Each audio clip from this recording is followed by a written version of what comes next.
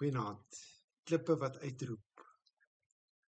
Die klippe sal inderdaad uitroep. Die onmoontlike sal moontlik wees.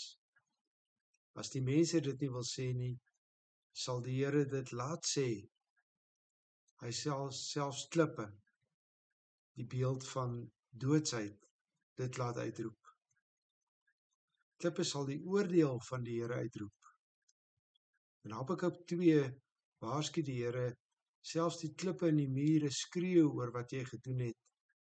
Die balke skreeu saam. Ellende wag vir hom wat 'n stad bou met moord en wat dorpe uitlê met onreg. Mense moet nie dink dat die Here nie weet van onreg, bedrog en bose planne nie. Selfs al is daar niemand wat dit sê of durf waag om dit te sê nie, die klippe sal dit uitroep. Al probeer mense geheime hou, dit sal aan die lig kom. Klippe word in die Bybel ook gebruik om die oordeel van die Here mee aan te dui. En dit nogal oor die stad Jerusalem.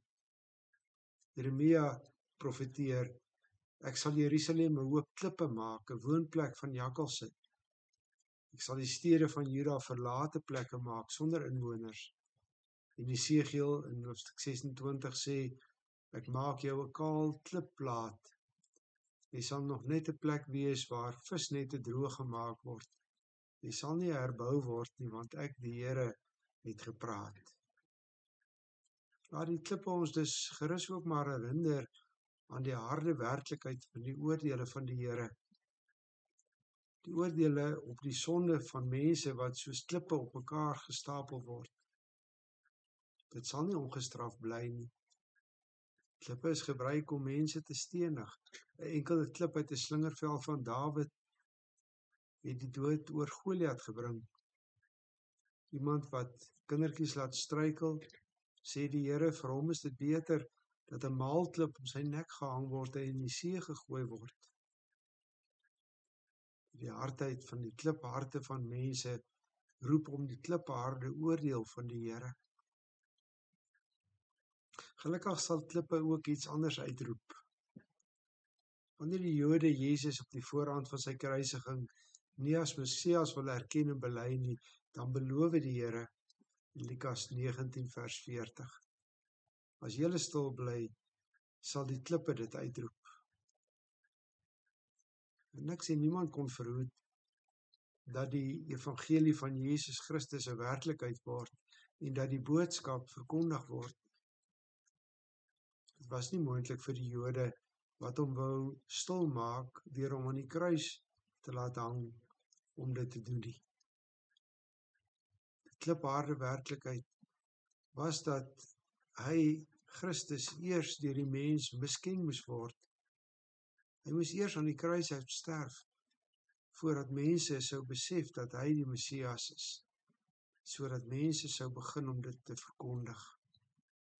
Ja, klippe moes eers deur 'n aardbewing letterlik losgemaak word. Dit uitroep. Hierdie aardbewing met die kruisiging van Christus het 'n heidense offisier, 'n verkondiger laat word, toe hy sê, hierdie man is werklik die seun van God. Matteus 27:54.